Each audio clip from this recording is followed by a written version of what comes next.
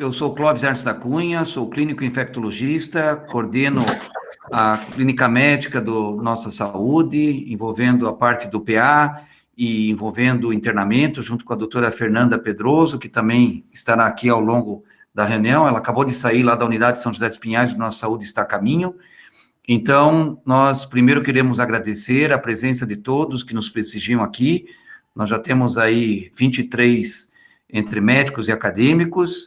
Esse programa de educação médica continuada, a princípio nós vamos fazer 10 aulas ao longo de 2021, sempre envolvendo os hot topics, os tópicos quentes e muito comuns, principalmente na área de pronto atendimento, envolvendo tanto a parte clínica, como também vamos fazer alguns de abdômen agudo e assuntos que realmente sejam bem práticos.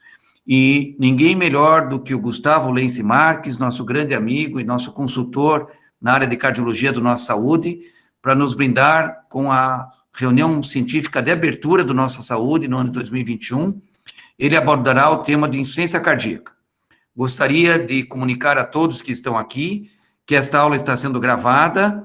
O Nicolas, que é também médico do PA e da enfermaria, está sendo responsável por fazer essa parte logística e provavelmente a partir dessa aula nós vamos também fazer alguns podcasts que vocês possam ouvir, né, podcasts curtinhos, como hoje manda a situação de você, em pouco tempo, ter o famoso, com quem assistir minha aula, sabe que eu sempre gosto de terminar com as take-home messages, aquilo que é o mais importante quando você faz uma apresentação. Então, o Dr. Gustavo Lense Marques, que é coordenador do curso de medicina da PUC, que é coordenador da cardiologia lá do HC, professor de cardiologia do Hospital de Clínicas da Universidade Federal do Paraná e da PUC, muito envolvido com os acadêmicos, com os residentes. Nós temos uma enorme satisfação de tê-lo para abordar nos próximos, aí, em torno de 40 a 45 minutos, o tema insuficiência cardíaca. E no final da apresentação do Dr. Gustavo, a doutora Fernanda também vai estar coordenando aqui junto comigo, nós abrimos para perguntas. Gustavo, ficamos imensamente contentes de você ter aceito o nosso convite e os próximos 45 a 50 minutos são seus para abordar o tema insuficiência cardíaca. Muito obrigado. Obrigado, Dr. Clóvis. Eu que agradeço aí essa honra de estar aqui na primeira reunião, né? E como a gente comentou, insuficiência cardíaca acho que é muito comum, né? Talvez por isso que muita gente tenha um... Eu estou tentando compartilhar minha tela. Espera aí. Agora sim. Bom, muita gente deve ter uma certa quantidade de dúvidas aí a respeito do tratamento da insuficiência cardíaca. E eu digo isso porque é natural. Talvez, na medicina como um todo, o que mais mudou a forma de tratar nos últimos 10 anos foi insuficiência cardíaca e diabetes, eu diria assim. Lógico, nos últimos anos, no último ano só saiu um monte de trabalho sobre a Covid, mas nos últimos anos anteriormente, era todo ano uma droga nova, alguma coisa nova saindo para diabetes e para insuficiência cardíaca.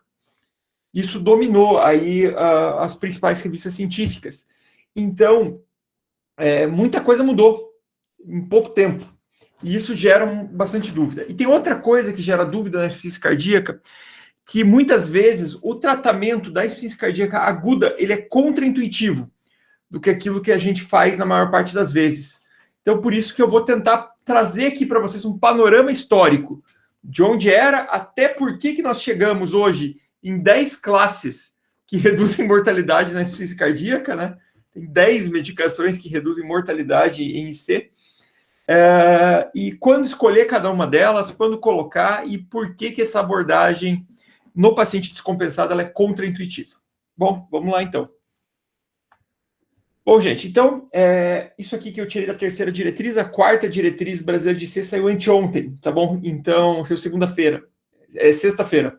Então, mas isso aqui não mudou muita coisa e já está atualizado pela diretriz nova, tá? Bom, a insuficiência cardíaca, ela é a via final da maior parte das doenças cardíacas. Por exemplo, a doença coronariana, se o paciente não morre no momento do infarto, ele acaba desenvolvendo insuficiência cardíaca. Se a hipertensão não é tratada, ele acaba desenvolvendo insuficiência cardíaca. Então, ela acaba sendo essa via final.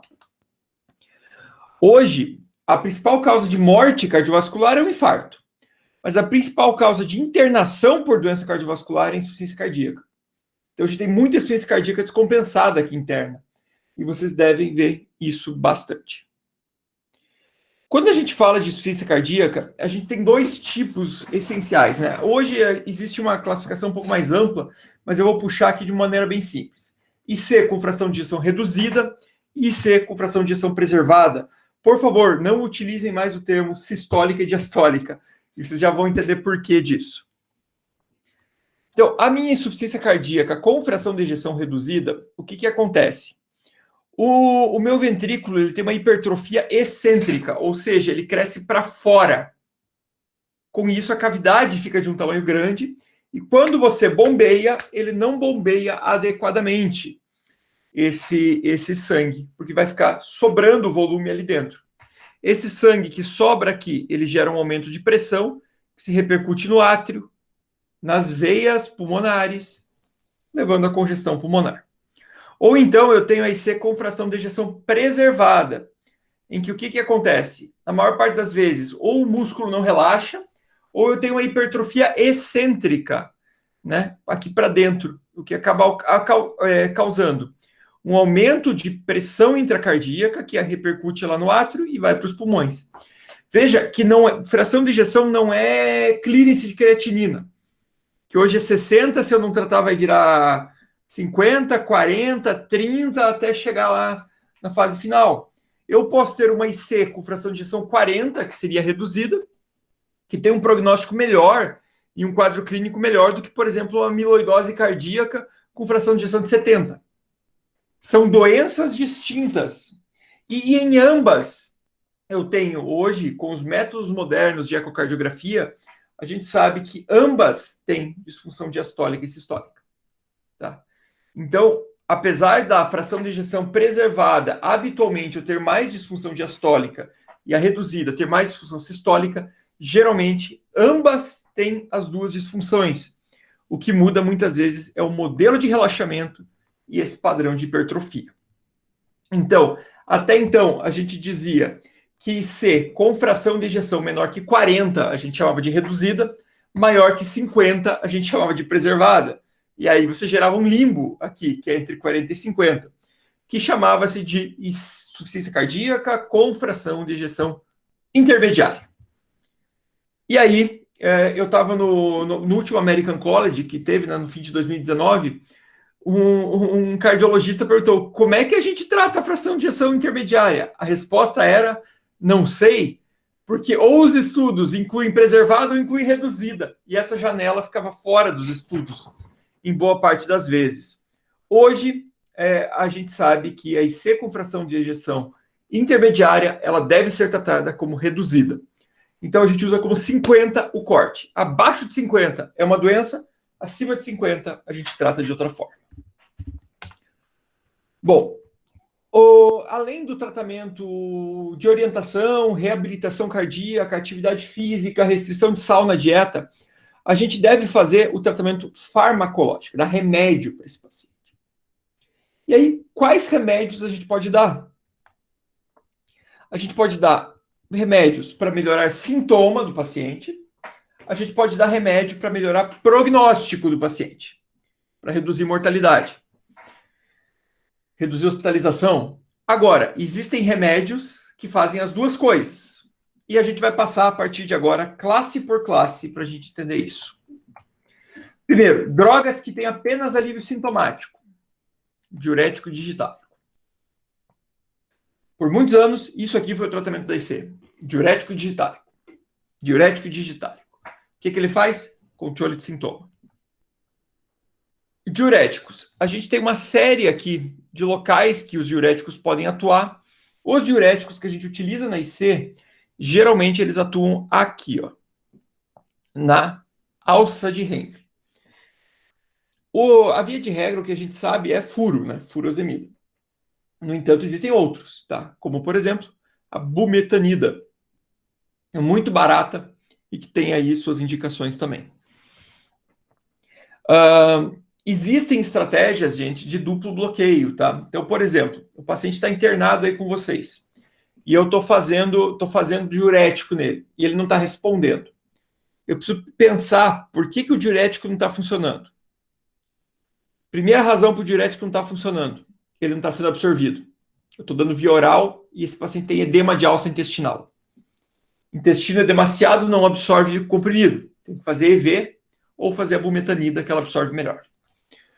Segunda razão, eu posso estar usando alguma droga que tem uma ação contra o diurético. Por exemplo, um anti-inflamatório. Estou usando um anti-inflamatório junto com o diurético, geralmente ele aumenta a reabsorção de sódio e reduz a ação do diurético. Eu posso estar com o meu paciente hipoalbuminêmico. Daí o que acontece? O diurético ele é carregado até o glomérulo por meio da albumina. Às vezes eu não levo o diurético suficiente para dentro do túbulo para ele ter ação. E aí eu preciso aumentar a dose de diurético. E por fim, eu preciso pensar também no seguinte: pacientes que usam cronicamente diurético, eles acabam fazendo uma hipertrofia aqui, ó, do túbulo contorcido distal. Como aqui está bloqueado, ele acaba tentando compensar aqui. E daí ele não tem mais efeito diurético por furosemida, porque ele está compensando aqui. Aí, nesse caso, você pode pegar o paciente e colocar uma dose baixa de diurético tiazídico. Você mantém a furosemida. Quando você bloqueia essa hipertrofia com o diurético tiazídico, ele urina um monte o paciente. Tá? Então, isso existe, é um mecanismo descrito, e quando o paciente está resistente a diurético, você pode colocar um diurético tiazídico associado. Bom, então, o uso do diurético tiazídico é esse: controlar edema, dispneia, né, hepatomegalia. E muitos pacientes meus de consultório, eles titulam o diurético. Às vezes ele comeu mais sódio, faz mais retenção hídrica, precisa comer mais, usar uma dose um pouco maior de diurético. Eu vou lá, oriento ele como que ele poderia fazer. Então, vai fazer. A grande vantagem do diurético é essa: ela melhora sintoma e capacidade de exercício. Então, meramente sintomático. Então, sempre tentar utilizar a menor dose possível para ele ter um equilíbrio ali. E, como eu falei, é possível ali fazer a associação. Eventualmente, alguns pacientes a gente faz até triplo bloqueio, tá? Agora, quádruplo bloqueio. Depois eu explico isso aqui mais para frente. Bom, a outra classe que é meramente sintomático e que a gente vai ver muitas vezes no dia a dia são os digitálicos. O que o digitálico faz? O digitálico bloqueia a bomba de sódio e potássio. Com isso, você começa a ter um aporte. Bom, vamos pensar o seguinte: a bomba de sódio e potássio está bloqueada. Eu preciso manter a minha homeostase. Eu preciso dar um jeito de tirar o excesso de sódio dentro da célula, porque não pode ter sódio na célula, senão eu morro. O que ele faz? Ele ativa o trocador de sódio e cálcio. Então ele começa a jogar sódio para fora para trazer cálcio para dentro, já que ele não pode usar a bomba de sódio e potássio. Com isso, eu aumento a concentração de cálcio intracelular e isso melhora a contratilidade. Pô, que droga fantástica, né? Mais ou menos. Digitálico nunca impactou mortalidade, foi só alívio sintomático. Ele reduz hospitalização e reduz sintoma. Então, ele é uma boa droga, sim, para pacientes, por exemplo, em fase avançada, aquele paciente que está internando de modo recorrente, o diurético, o digitálico é bom. Aqui, gente, que eu queria só colocar um alerta para vocês. Tem 2 estudos brasileiros de 4 anos atrás, mais ou menos, que talvez alguns de vocês tenham visto, que são estudos observacionais sugerindo que pacientes que usam digitálico morrem mais. Não é isso, tá?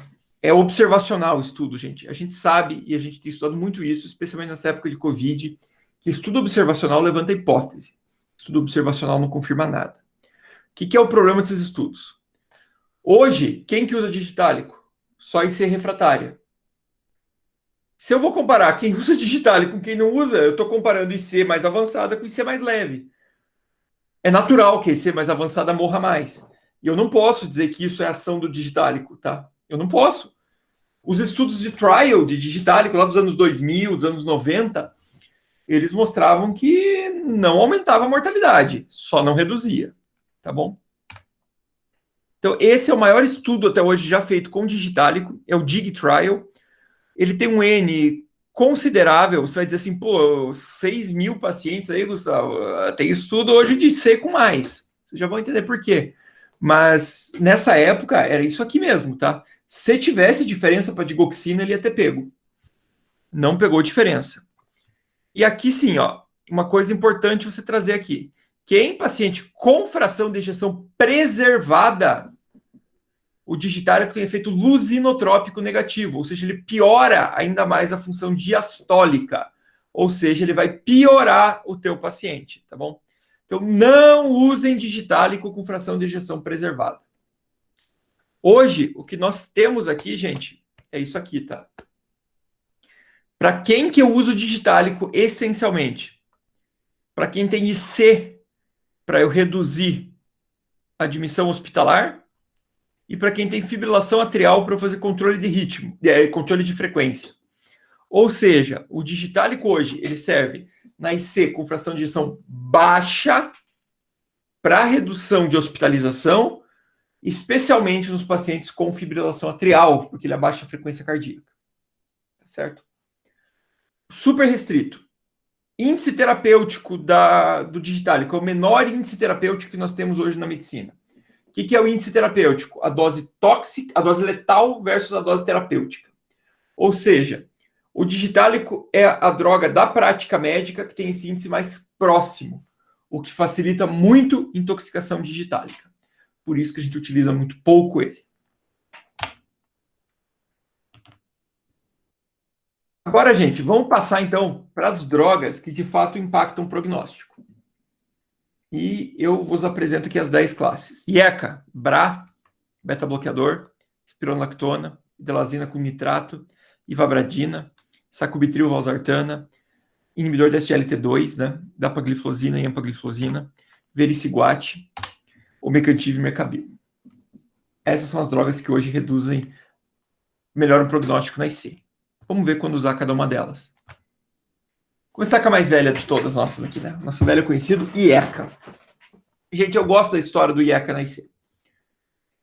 1988, um pesquisador resolveu fazer o seguinte.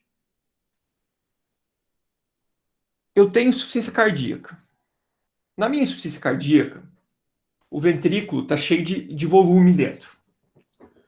Ele não está batendo bem na fração de ejeção reduzida, né?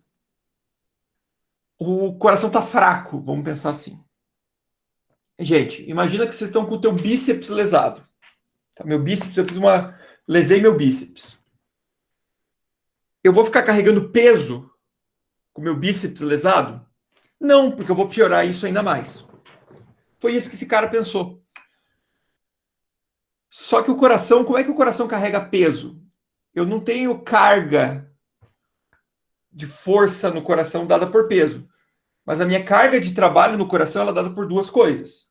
O quanto o coração bombeia, que eu chamo de pré-carga, contra o que ele bombeia, que eu chamo de pós-carga. Então, é quanto ele vai ter que bombear de sangue, eu chamo de pré-carga. A resistência contra a qual ele vai bombear, eu chamo de pós-carga. Isso determina a carga de trabalho do músculo cardíaco. Se eu estou com o músculo cardíaco lesado, não faz muito sentido eu dar muita carga de trabalho para ele, né? E se tem colegas intensivistas aqui, a Fernanda está aí, ela já viu eu falar isso lá no Cajuru. Gente, é errado você dar nora em IC descompensada, porque você vai aumentar a vasoconstricção, você vai aumentar o trabalho cardíaco, você vai piorar o quadro do paciente. E aqui vem o primeiro ponto do que eu falei que é contraintuitivo tratar IC descompensada. Você tem que vasodilatar a IC descompensada. Mas ele está hipotenso. Não se preocupa com pressão na IC. Se preocupa com perfusão. Se ele está com lactato alto, se ele está com mal perfundido, beleza, é uma história. Se a pressão está 8/4, mas ele está bem perfundido, ele está adaptado. Não se preocupa com isso. Vamos continuar. Bom, o IECA, ele é um baita vasodilatador, né? Porque ele tem dois efeitos vasodilatadores. O primeiro por bloquear o receptor, por bloquear a angiotensina, e o segundo por aumentar a bradicinina, que é vasodilatadora. Então ele é um baita vasodilatador. Então, o pessoal, além de ter o efeito de redução de sódio, né? E esse aumento de bradicinina. O primeiro estudo, então, foi de 87. Esse estudo chamado Consensus. O que o pessoal fez? Vamos dar IECA, então, o que era contraintuitivo na época, porque esse paciente tem pressão baixa, vamos vasodilatar ele com IECA e ver o que acontece. Resultado, gente. 40% de redução de mortalidade em 6 meses. Gente, olha o N desse estudo. Isso aqui é TCC hoje. 126 contra 127. Placebo versus enalapril. Com uma redução do risco, com uma redução de risco relativo de 40%. O NNT disso aqui, ele é perto de 8, tá bom? Aparentemente só a proxalutamida tem um NNT menor do que o IECA na IC. É piada, tá? Não tô falando sério. Bom, o consensus, ele trouxe isso, ele quebrou um paradigma quando ele veio com o IECA na IC. Porque ele pegou gente que estava morrendo, a mortalidade antes da IC com o IECA era, no placebo, era 44% em 6 meses, gente. Isso aqui é pior do que câncer de mama metastático.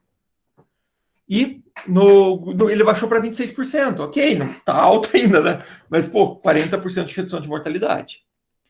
Na sequência, outros estudos começaram a surgir com IECA. O BRA começa a aparecer como uma alternativa. E os estudos de BRA, gente, eles são piores do que os estudos de IECA. Eu tenho bem menos estudo com BRA do que IECA na IC. Então, diferente da hipertensão, que a gente fala assim, é IECA ou BRA. Aqui não, aqui é IECA. Se ele tosse, é BRA. Tá bom? E nunca associar IECA com BRA, tá? Ele melhora sintomas, essa associação, mas piora a função renal de modo desproporcional. E só tem 3 IECAs testados, 3 BRAs testados na IC. Que eu falo que é o cavalo, né? Cavalo. Candesartana, valsartana e losartana. São os únicos 3 BRAs. Eu gosto de telmisartana. Não pode usar. Só é estudado na hipertensão. Tá? E até a própria indústria não tem interesse em testar BRAs, porque é um estudo caro e que provavelmente ele vai ser igual ao IECA. Por isso. Bom, gente, então só para te mostrar a importância do IECA no tratamento da IC. O IECA, ele vem desde o começo, tá? É a única doença na que a gente pega a cardiologia inteira. Então, por exemplo, quando eu pego aqui paciente com fatores de risco, o IECA é um antihipertensivo. Funciona muito bem. Quando ele já tem doença aterosclerótica estabelecida, esses estudos aqui, o Europa, o HOPE e o PEACE, demonstraram para a gente que ele reduz estresse oxidativo na placa e reduz progressão de doença aterosclerótica. Quando esse paciente infarta, o ISIS-4 e o GICE mostraram que ele reduz mortalidade no infarto. Tá? Quando ele tem IC inicial, né, que ele já tem perda de fração de ejeção, mas ele não está sintomático, esses estudos mostraram que ele traz benefício. E, por fim, quando ele chega na IC avançada, intermediária, na IC classe funcional 2 e 3, o SOLVID mostra benefício e o consenso no paciente final. Ou seja, é uma droga que ela está usada em todo o ciclo nosso da cardiologia, praticamente. Só podia ter efeito antiarrítmico, que aí era a droga da cardiologia. Mas olha que interessante, gente. Ao mesmo tempo que esse grupo teve essa ideia, um outro grupo na Europa teve a mesma ideia. Só que em vez de usar IECA, eles falaram o seguinte: vamos vasodilatar esses pacientes com os 2 vasodilatadores mais potentes que a gente tem. Quem que é o vasodilatador arterial mais potente? A hidralazina. Se eu dilato a artéria, eu reduzo pós-carga. Quem que é o dilatador venoso mais importante? O nitrato. Se eu dilato veia, eu reduzo pré-carga, porque aí eu seguro o sangue no território venoso, reduzo o retorno venoso e melhoro o trabalho cardíaco. A mesma ideia, só que com drogas diferentes. Então, dilatando os 2. E aí vem esse conceito de volta, né, gente? Pré-carga, então, aquilo que eu preciso bombear, pós-carga, contra o que eu preciso bombear. Ou, se vocês preferem assim, a pré-carga, o retorno venoso, a pós-carga, a resistência contra a bomba. Né? E fizeram um estudo chamado VREFT.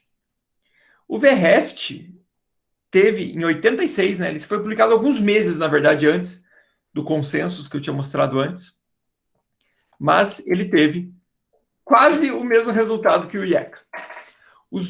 As duas estratégias de vasodilatação demonstraram uma redução significativa de mortalidade, com a mesma ideia.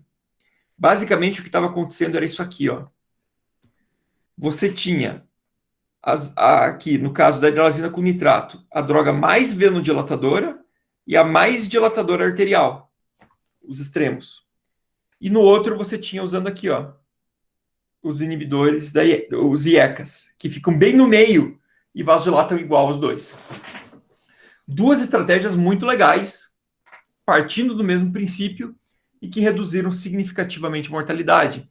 E aqui eu reforço para vocês. Na IC hospitalizada, vasodilate o teu paciente, que ele vai melhorar. Bom, só que você deve estar se perguntando o seguinte. Tá bom, Gustavo, mas quem é melhor desses dois? E aí a resposta é depende. Você vai dizer o seguinte, é IECA. O VREFT2 é o estudo que tentou mostrar isso pra gente. Então, o que aconteceu? Já que em 87 eu tinha o benefício do IECA, o benefício da hidralazina nitrato, em 91 eles falaram o seguinte, vem cá. Juntaram os dois grupos de pesquisa e vamos pôr um contra o outro. Hidralazina nitrato contra IECA. E vamos ver o que dá. O resultado está aqui. Parecida a mortalidade dos dois, mas com redução significativa de mortalidade no grupo enalapril. Pode ver que não é grande coisa a diferença aqui não, tá? Mas foi estatisticamente significativo. Enalapril é um pouco melhor em mortalidade do que hidralazina com nitrato. O enalapril ele é um pouco melhor porque ele tem aqueles outros benefícios, ele não é só vasodilatador. Ele acaba atuando um pouco em sódio, tendo também aquele efeito no sistema renina-angiotensina-aldosterona. No entanto, gente, olha isso aqui. Hidralazina nitrato melhora mais fração de ejeção e melhora mais atividade de exercício. Ou seja, IECA é a primeira escolha. Mas se você quer melhorar rápido o teu paciente, para que ele melhore a capacidade física, hidralazina com nitrato é melhor. Tá? Só que ainda dentro desse estudo, o pessoal percebeu uma coisa. Tinha um perfil de população que parecia que era igual às duas medicações. E estudos da população americana já demonstravam que os afro-americanos eles têm o sistema renina-angiotensina-aldosterona naturalmente inibido, porque eles têm mecanismos extras de retenção de sódio. Pensando nisso, eles falaram o seguinte, será que nos afro-americanos não era benéfico eu colocar antes hidralazina com nitrato? E aí veio o AREFT, que demonstrou justamente isso. A associação precoce de hidralazina com nitrato e IECA em afro-americano reduziu mortalidade de modo significativo. Então, em resumo até aqui, gente, o que a gente tem hoje daqui? IECA ou BRA, primeira linha. Se o paciente não tolera por disfunção renal, eu uso hidralazina com nitrato. Se ele está muito sintomático, eu posso pôr hidralazina com nitrato. Ou se ele é afro-americano. Funciona para afro-brasileiro? Não sei. Porque a gente tem uma miscigenação muito grande. A gente sabe que para africano não é assim que funciona. Se quer saber o porquê, tem um vídeo lá no meu canal do YouTube que se chama Por que os negros são mais hipertensos, que eu explico o mecanismo histórico que levou a seleção da população afro-americana a ser retentora de sódio. Tá? Beleza, gente. A gente tem o primeiro pilar do tratamento da IC, que é a renina-angiotensina-aldosterona. Eu tenho agora o segundo pilar, que é os beta-bloqueadores. Qual que é a ideia do beta-bloqueador? Quando eu dou hidralazina com nitrato para o paciente, eu estou fazendo o quê? Eu estou reduzindo o trabalho cardíaco. Quando eu dou beta-bloqueador, eu reduzo a ação adrenérgica. Quando o coração começa a entrar em falência, é natural o corpo disparar adrenalina para começar a bombear mais. No curto prazo, isso é bom. No longo prazo, isso faz remodelamento e aumenta a mortalidade. Por isso que o beta-bloqueio é bem interessante nisso. Ele reduz a apoptose, reduz necrose, reduz hipertrofia. Agora, vocês lembram que eu falei para vocês que você precisa vasodilatar IC? A gente tem um problema sério. Os beta-bloqueadores, quando eles bloqueiam o receptor beta, eles deixam o receptor alfa sobrando. Faz vasoconstricção. E aí o pessoal foi lá e tentou. Propranolol. Deu ruim. foi lá e tentou. Atenolol, deu ruim. Quem que deu boa? Esses que estão aqui. Carvedilol, porque ele é beta e alfa bloqueador. Então ele não tem esse efeito de vasoconstricção. Succinato de metoprolol, porque ele já é mais cardioseletivo. Bisoprolol, mais cardioseletivo ainda. Nebivolol. Nebivolol é o beta-bloqueador mais cardioseletivo que existe, mais vasodilatador que existe. Então, ele é a droga ideal, né? Seria, se o estudo dele não fosse tão mal desenhado, tá? Ele tem uma classe de recomendação 2A, enquanto os outros são 1A, porque um estudo chamado Seniors, que foi o estudo que desenhou o Nebivolol, que testou o Nebivolol, era um estudo muito mal desenhado. O pessoal foi com muita sede ao pote, encheu de idoso no estudo, misturou fração de injeção intermediária com reduzida, e daí o benefício dele deu bem menor que os demais. Mas quando a gente faz análise, padronizando para a mesma população dos outros estudos, ele tem o mesmo resultado. Só que aí a classe de recomendação é menor, porque não é um estudo não é um estudo desenhado para isso. Então, esses são os estudos. O Copérnicus, que demonstrou benefício do carvedilol, o CIBS-2 do bisoprolol e o MERIT do metoprolol. O Seniors é esse que eu falei, que foi o estudo, só que ele, aquilo que eu falei, fração de injeção melhor e mais idoso. Quando você coloca só paciente com fração de injeção menor que 35 e pacientes mais jovens, o resultado é igual ao dos demais. Então, em resumo, aqui são os grandes estudos de beta-bloqueadores que nós temos. Perfeito? Olha como a redução de mortalidade do sênior foi menor quando você analisa ele isoladamente. Então, aqui a gente fecha o segundo pilar, que é o beta-bloqueador. Aí a gente vai para o terceiro pilar, que é a espironolactona. Espironolactona, ela bloqueia lá embaixo o sistema renina-angiotensina-aldosterona. Então, enquanto IECA bloqueia mais em cima, espironolactona bloqueia mais embaixo. O primeiro estudo foi o RAILS, que foi um estudo em IC avançada, só a classe funcional 3 e 4, ou seja, os mais sintomáticos. Na sequência, vem um estudo chamado ênfases, que ele não é com espironolactona, ele é com eplerenone, que é uma espironolactona diferente, aí que não tem no Brasil. Mas ele demonstra o benefício a partir da classe funcional 2, ou seja, tem sintoma, já tem benefício. E depois vem o EFESOS, que é o estudo que testou nos pacientes quando eles recebem alta de um infarto. Então, o paciente infartou e está com fração de ejeção baixa,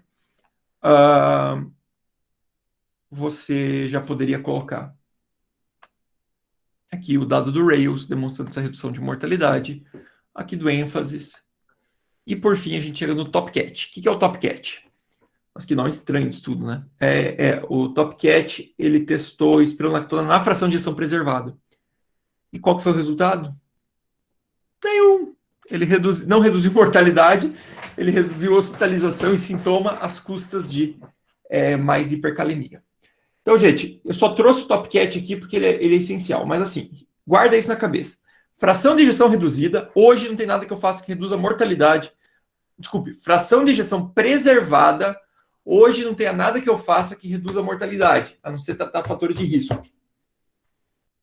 Tudo que eu testei em insuficiência cardíaca com fração de injeção preservada só melhorou sintoma, como o caso aqui do TopCat da espironolactona. Enquanto que fração de injeção reduzida vale tudo que eu estou falando até agora, tá bom?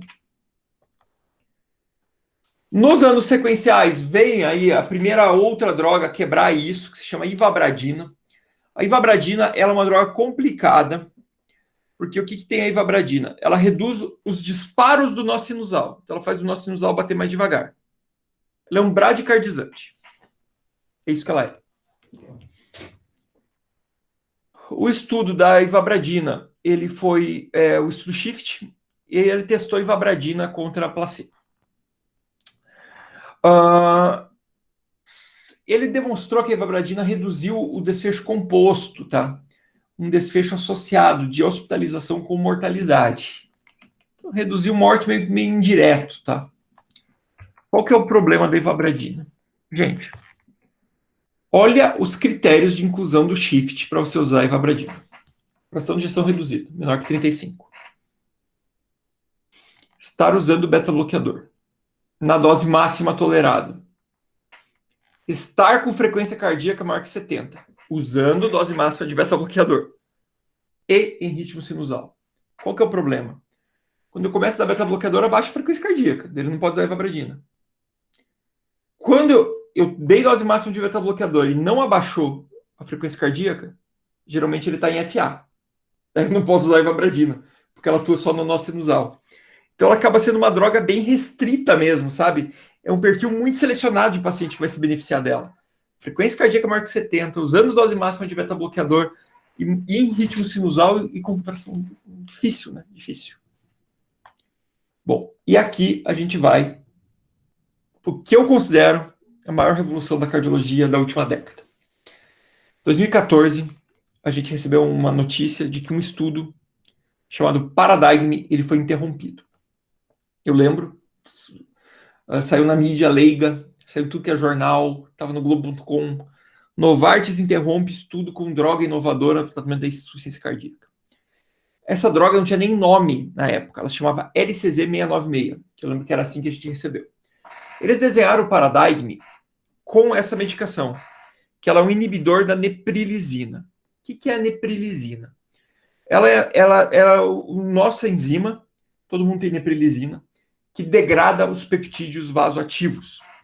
BNP, peptídeo natriurético acrial, peptídeo intestinal vasoativo, tudo isso é a neprilisina que bloqueia. Anos antes, lá no passado, o pessoal teve ideia de usar ela na IC. Só que deu ruim, gente. Encheu de angioedema aos pacientes, porque eles descobriram que a neprilisina bloqueia também a ivabradina. A bradicinina. A neprilisina é quem degrada a bradicinina. Aí o que o pessoal da Novartis fez? Peraí, o pessoal estava usando IECA. Se a gente não usasse IECA, se a gente usasse um BRA em vez de usar um IECA, eu não ia ter esse efeito de excesso de bradicinina. E eu poderia ter o benefício dos peptídeos vasoativos, já que eles vasodilatam e excretam sódio, né? E é tudo que eu quero, né? Eu quero vasodilatar e excretar sódio. Bom, o BRA, ele vasodilata um pouco menos que o IECA. Mas se eu vasodilatar com isso aqui, talvez eu ganhe. E eles associaram numa mesma molécula a valsartana, que era o BRA deles, que eles tinham patente, com o sacubitril. Então, veja, sacubitril valsartana não é um comprimido, que eles pegaram um pouquinho de sacubitril, um pouquinho de valsartana e misturaram. Não, é uma molécula chamada sacubitril valsartana. Então ele teve essa ideia de bloquear o sistema renina-angiotensina-aldosterona por meio da valsartana, né? E bloquear a neprilisina por meio do LCZ696, que é o sacubitril. Aqui nós temos o dado do estudo. O Paradigm foi divulgado no mesmo dia que anunciaram isso. Ele tinha um plano de acompanhar esses 8 mil e poucos pacientes por 2 anos. Quando deu menos de um ano, o estudo parou, porque ele bateu todos os desfechos de segurança pro grupo LCZ, né, pro grupo sacubitril valsartana. Mas o que ele traz para a gente? Até agora, gente, as medicações que a gente tinha na IC era sempre somado. Então era assim, fora o VREFT ali que botou hidrazina nitrato contra IECA, né? IECA ganhou. Aí foi o quê? Beta-bloqueador em cima de IECA. Depois, espironolactona em cima de beta-bloqueador, IECA e IECA, né? Agora não. Esse estudo teve um diferencial, porque o que era? Era o tratamento máximo otimizado. Então, um grupo estava usando IECA, beta-bloqueador, espironolactona e ivabradina, às vezes até. E o outro grupo estava usando o quê? Eles tiraram o enalapril, que era o padrão ouro até então, e colocaram essa droga. Então, ela foi em cima do tratamento otimizado. Por isso, esse susto. A gente sabe que quando você tem uma mortalidade, como era lá no primeiro estudo, de 40%, com N pequeno, você consegue fazer fácil uma diferenciação. Quando você já está com o tratamento otimizado e essa mortalidade caiu bastante, você precisa acompanhar esse paciente por muito mais tempo e você precisa ter um N muito maior para você achar a diferença estatística. Aqui, eles conseguiram isso. E essa redução incrível aqui de 20%, com NNT de 26, eu acho, alguma coisa assim. E olha aqui, então, percentualmente falando, o que a gente tinha nesse perfil? A gente teve aqui uma paulada de redução de mortalidade, tá bom? Entrando hoje, eu já vou trazer a nova diretriz como uma das drogas aí que pode substituir o IECA no tratamento inicial. Beleza. Aí a gente chega nas novas classes agora, tá? As classes de 2019 e 2020. Primeira dela, os inibidores da SGLT2. Drogas inicialmente criadas como antidiabéticos orais. Eu fiz um post lá no meu Twitter sobre isso uma vez. Elas foram designadas como antidiabéticos orais. Nem a indústria sabia que ela ia ter um benefício além disso. O objetivo da indústria com os inibidores da SGLT2 era urinar a glicose e controlar diabetes. Problema. Ela não controla bem diabetes. Ela não controla bem. As outras drogas que a gente tem controlam bem melhor diabetes do que o inibidor de SGLT2. Só que, por causa do efeito horrível que a gente teve com as glitazonas, alguns anos antes, o FDA exigiu que todo antidiabético oral passasse antes por um estudo de segurança cardiovascular em doentes cardíacos. Então, para pôr no mercado, a Boehringer precisou fazer um estudo de empagliflozina em doentes cardiopatas. O que eles queriam? Mostrar a segurança da droga para poder pôr ela no mercado. O que aconteceu? Primeira droga a reduzir mortalidade no doente cardiopata. Uma redução significativa, NNT de 21. Pomba, foi benéfico, hein? Aí o que veio? A próxima droga que foi fazer isso, a canaglifosina. Pá, reduziu mortalidade também. Aí veio a DAPA. Pum, reduziu mortalidade. Mas peraí, gente. Essas drogas aqui não controlam direito diabetes. Elas até baixam glicada, mas não é a melhor coisa do mundo. Se fosse pelo efeito no diabetes dela, os DPP-4 que tinham saído antes tinham que reduzir mortalidade também. E eles não reduziram. O que isso está acontecendo? E aí a gente foi voltar na fisiopatologia para entender o que essa medicação fazia. E enquanto a gente achava que o grande benefício dela vinha aqui, ó, SG, né, que é sódio glicose transporter, não, ele estava aqui o benefício, no S. Ela bloqueia, o que o SGLT faz? Ele reabsorve sódio e glicose. O SGLT2 faz isso no rim. Quando você bloqueia os dois, você aumenta a glicosúria, beleza? Vai fazer balanço calórico negativo, vai perder peso. Mas, quando você excreta sódio no túbulo contorcido proximal, você faz um aumento de aporte de sódio em todo o néfron. Com isso, a mácula densa percebe que tem sódio demais aqui.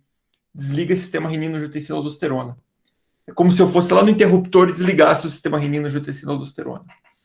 Além disso, ele traz para a gente efeito endotelial da droga. Então, hoje, se a gente falar o seguinte, putz, vou dar o inibidor de SGLT2 para baixar a glicose. Não é isso que eu quero, gente. É efeito em redução de mortalidade. E aí o pessoal falou o seguinte, peraí, já que isso aqui não é só glicosúrico, vamos dar em quem não tem diabetes. E aí surge esses dois estudos. O DAPA-HF, que é o estudo da dapaglifosina na IC com ou sem diabetes, e o EMPEROR, que é o estudo da empaglifosina nesse mesmo perfil de pacientes. Resultados bem parecidos nos dois. Redução significativa de mortalidade, tá? Em ambos os grupos. Aqui o DAPA, aqui o EMPEROR. Mesma coisa, redução significativa de mortalidade. E aí, agora, 2020, no meio da pandemia, enquanto ninguém lia trabalho não relacionado à Covid, saíram duas drogas que reduziram mortalidade na IC. Primeiro, o vericiguat, o estudo Vitória. Ele não é tão animador, tá bom, gente? Já vou adiantar para vocês. Ele teve, sim, uma redução de primary outcome, né? Que é o desfecho composto, apesar de não ter tido redução de morte. Mas ele reduziu hospitalização. Então, essa droga ela vai entrar, provavelmente, está entrando no mercado brasileiro, na verdade, acho que entra agora, depois, na segunda metade do ano, provavelmente para IC mais avançado. E o Galactic, em novembro agora de 2020, que utilizou um agonista de miosina, que é um estimulador de miosina, quase que um inotrópico via oral, que teve um desfecho composto, um benefício para o desfecho composto, mas ó o intervalo de confiança aqui, ó 0,99. Se botasse um paciente para outro grupo, já não dava mais. Composto sem diferença estatística para hospitalização isolada e nem para morte isolada. Só quando você misturou os dois. Isso muito marginal, tá? Acho que essa droga nem vem para o mercado brasileiro. E a gente chega então agora, último slide da aula, não estava prestando atenção, presta atenção agora. Diretriz brasileira colocou o que fazer na IC. Tripé inicial. IECA, o BRA, beta-bloqueador e espironolactona. E o INRA aqui, que é o sacubitril valsartana, por que está amarelo? Está amarelo porque eu só tenho Paradigm, enquanto que no IECA eu tenho tudo aquelas medicações, tudo aqueles estudos lá. Então a classe de recomendação dele aqui, né, na fase inicial da IC, lá, aquele paciente que ainda não está muito sintomático, ela é 2A. Tem pouco estudo. Temos que ser honestos nisso aqui. Desceu. Já está sintomático o paciente, classe funcional a partir de 2, já é de se considerar não usar IECA ou BRA, e sim o sacubitril valsartana. E aqui entra também a possibilidade do uso do inibidor de SGLT2. E aqui eu vou ter as 5 drogas que mais reduzem mortalidade, né? Sacubitril valsartana, beta-bloqueador, espirono. Estou considerando sacubitril valsartana como se fosse 2. Tudo bem, vocês entenderam. 4. Sacubitril valsartana, beta-bloqueador, espironolactona, inibidor de SGLT2. Reavalio o paciente e vou otimizando a terapêutica para ele. Aqueles que têm uma fração de ejeção baixa, isso aqui é bem específico do cardio, eu posso indicar terapia de ressincronização cardíaca. Isso aqui é um marca-passo bicameral que a gente indica para redução de mortalidade. Se o paciente for afrodescendente, você pode associar de modo precoce a hidrazina com nitrato.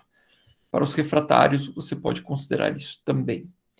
Para aqueles perfis específicos, eu posso considerar a ivabradina, né?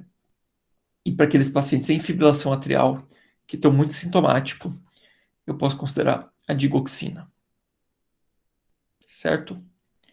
Então, em resumo, gente, diurético para sintoma de hipervolemia, digitálico só para reduzir hospitalização. IECA ou BRA, benefício precoce. Beta-bloqueadores, só esses 3. Que tem impacto prognóstico. Espironolactona, né? Benéfico, precoce também. Hidrazina e nitrato melhor em afro-americanos, né? Para melhoria dos sintomas. A ivabradina, naquele quadro restrito. Sacubitril valsartana, com redução de mortalidade, podendo ser um substituto ao IECA ou BRA, melhor até. Beleza, gente? Obrigado. Eu fico aberto aí para a nossa discussão agora a respeito da IC. Muito obrigado, Gustavo. Excelente apresentação. Sem dúvida foi muito rica, muito profunda e certamente será de grande valia para todos que puderam apreciar a tua apresentação e por ficar gravado, depois muitos outros poderão fazê-lo. Agora eu passo a Fernanda Pedroso, também já está aqui, e o Nicolas também, não sei se quem quiser ou levantar a mão, né, Nicolas, ou colocar no chat, não sei o que é melhor, acho que melhor levantar a mão, né? Ali já tem uma dúvida. Doutor, tem uma dúvida, lembro na época de faculdade que tinha uma conversa, agora desapareceu aqui para mim o resto da pergunta. Nicolas, você consegue pegar? Estou sem vídeo e áudio aqui. Acho que eu consegui ler aqui. Eu tinha uma conversa que o nitrato, pelo menos isolado, aumentava o estresse oxidativo e fazia uma resistência com uso prolongado. Isso é verdade, tá, Diego? Isso aqui é muito mais para doença aterosclerótica, para aquele paciente que usa nitrato para alívio de dor de modo prolongado, tá? Então é muito mais para a ação coronariana do nitrato do que para essa ação venosa, tá bom? Mas isso é verdade, mas é mais para coronária. Não, acho que talvez tenha sido eu que tenha te falado isso. Mas é mais para doença coronariana, tá? E isso continua em pé. Tá? O pessoal usava muito aqueles nitratos de ação prolongada para o paciente com angina. Não, tá bom? Segura eles. Ótimo, temos uma pergunta do Gabriel aqui. Hoje, inclusive, vimos um paciente com essa cardíaca descompensada que tinha estenose de artéria renal unilateral. Os IECAs são contraindicados em quem tem estenose unilateral, Gustavo? Não são, eles são indicados, por sinal, tá? É contraindicado na bilateral, tá bom? Bilateral você pode fazer um quadro extremamente agressivo da insuficiência renal e aí o teu tratamento ele acaba sendo tem que usar hidrazina com nitrato. Na unilateral você pode sim colocar e vai monitorizando função renal, tá bom? Gustavo, é a Fernanda que está falando. Estão me ouvindo? Tô ouvindo. Vamos ver. Eu tô no carro, meu áudio tá um pouquinho ruim, mas é só porque esse caso eu tava passando visita com os meninos e realmente chamou a atenção. Eu fiquei em dúvida se era unilateral ou bilateral e ela tava usando o BRA, alguém do plantão tinha deixado ela com BRA, mas ela usava antihipertensiva só no dipino para controle da pressão, tá? Mas ela tem uma IC de fração de ejeção reduzida, ela usa carvedilol, usa espironolactona e agora ela internou por uma IC descompensada. A gente está fazendo diurético, mas ela tem uma creatina de 1,5. É uma senhorinha de 93 anos, tá? A nossa dúvida ela está fazendo furosemida, diurético, está melhorando os sintomas, mas assim, a minha dúvida é até onde que eu inicio o nitrato, eu vasodilato ela, na verdade, nesse momento, ou isso a gente pensa a longo prazo, sabe? Não num caso agudo. Como você falou, a furosemida é um diurético que a gente tem ação agora numa descompensação. O nitrato, a hidralazina com nitrato, tem ação nessa descompensação agora ou a gente pensa a longo prazo? Tem, Fernanda, tem sim, tá? Eu não falei muito de IC aguda, mas eu vou tentar resumir aqui. Teve um trabalho que ele comparou o seguinte na IC aguda: dose alta de diurético e baixa de vasodilatador, com dose alta de vasodilatador e baixa de diurético. Quanto mais mais você vasodilatar o paciente na fase aguda, mais rápido ele recebe alta, tá bom? Então a gente reduz tempo de hospitalização. E como que ele recomenda essa vasodilatação? Essencialmente vasodilatação venosa, como por meio de nitrato. Então você pode utilizar bem a nitroglicerina, nesse caso no hospital. Usar a nitroglicerina por via endovenosa em bomba infusora, ela vai fazer uma vasodilatação legal e o paciente tende a ter uma melhora rápida de sintomas. Não precisa ter medo, tá? Com hipotensão, porque é difícil o paciente com fração de ejeção baixa fazer hipotensão por nitroglicerina. E como eu falei, presta mais atenção na perfusão do que na pressão. Então, eu colocaria uma nitroglicerina, nesse caso, EV, uma bomba infusora, faria o diurético, conforme o paciente fosse melhorando, eu iria retirando a nitroglicerina e daí sim fazendo o switch para preparar a alta para ele com drogas via oral para casa. Então sim, o nitrato ele é bem legal no contexto de insuficiência cardíaca aguda. Por sinal, é a medicação que eu mais uso quando o paciente chega descompensado. Geralmente ele chega descompensado, a gente faz furosemida com nitroglicerina. Tá bom? Pode fazer. Boa, até ia perguntar, porque a gente não tem nitrato EV, tá? Lá no nosso saúde, é uma coisa que a gente precisa discutir. Eu acredito que não tenha, tá? Eu até vou conversar com a Iane, a farmacêutica, mas a gente nunca usou nitrato em bomba, assim. Então é uma coisa interessante. A gente usava até morfina pelo efeito da morfina em si, sabe? Não pelo efeito colateral, mas acho que seria interessante a gente realmente ver isso. Eu sei que na UTI tem, porque o Bart já pediu minha ajuda e a gente vasodilatou bastante um paciente lá uma vez. Mas não sei se tem na enfermaria. Mas não é uma droga que precisa de UTI, tá? Você pode fazer na enfermaria tranquilamente. Ah, entendi. Então eu vou dar uma olhada, vou conversar, porque realmente na enfermaria a gente nunca usou. O Bart nunca usou, eu que a gente está passando agora nunca usou. Mas eu vou atrás disso pra gente ver, porque eu acho que essa paciente vai ter resposta assim. Beleza, qualquer coisa me chama, eu vou lá com vocês pra gente começar as primeiras vezes, fazer, tá bom? Combinado. Beleza, obrigada, Gustavo. Nada. Gustavo, tem uma pergunta do Vinícius Franco aqui, em relação ao manejo volêmico do paciente com insuficiência cardíaca aguda, perfil B, e que tem lesão renal aguda. Como fazer o manejo desse paciente? Vinícius, isso aí é um dos maiores problemas que a gente tem, porque a gente pode ter duas dúvidas aqui. Por que ele tem disfunção renal? Primeira possibilidade, ele pode estar com baixo débito cardíaco e estar hipoperfundindo o rim, pré-renal. Segunda possibilidade, ele pode ter o que a gente chama de síndrome cardiorrenal, que ele está todo edemaciado, o rim dele está edemaciado e por isso ele está fazendo disfunção renal. E o tratamento é o oposto. Se você acha que é síndrome cardiorrenal, você tem que fazer furosemida. Se você acha que é pré-renal, você não pode fazer furosemida. Então, o que daria para fazer nesse paciente em relação ao manejo volêmico? Você acha que ele está muito hipervolêmico, hepatomegalia, sinais de ascite, provavelmente isso é cardiorrenal. Dê diurético para esse paciente. Pode dar dose alta de diurético. Como ele tem disfunção renal, você vai precisar jogar mais diurético dentro do glomérulo. Então, você vai precisar fazer uma dose um pouquinho mais alta de diurético. Aí 1 mg por quilo de furosemida EV pode ser uma boa. Na pior das hipóteses, quando a gente não sabe o que tem, nesse caso, o paciente está piorando, você pode utilizar dobutamina, porque ela vai melhorar tanto sintomas anterógrados quanto os retrógrados, tá certo? Mas é bem difícil, e em último caso, se pode fazer uma ultrafiltração por meio de hemodiálise para tirar volume. Beleza?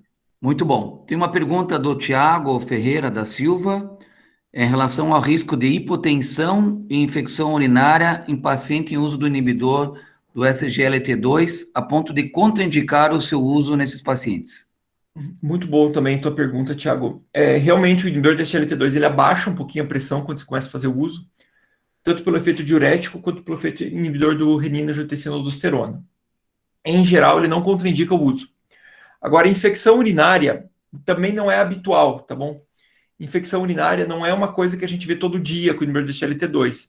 Ela está mais relacionada com infecção genital nos trabalhos. Então, balanopost-it, vulvovaginite, principalmente por cândida.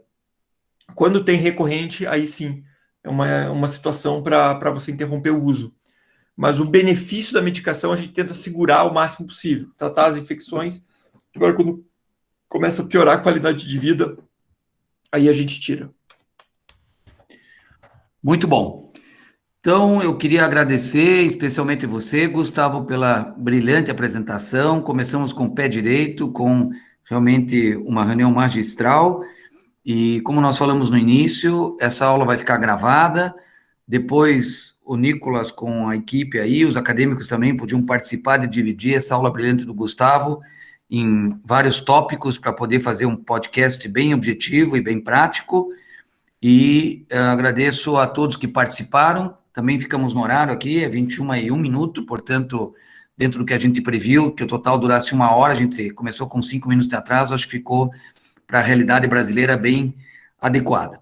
Então, Gustavo, receba meu abraço virtual desta feita, mas você sabe o carinho que a gente tem por você, especialmente de você sempre compartilhar teus conhecimentos muito diferenciados para todos nós.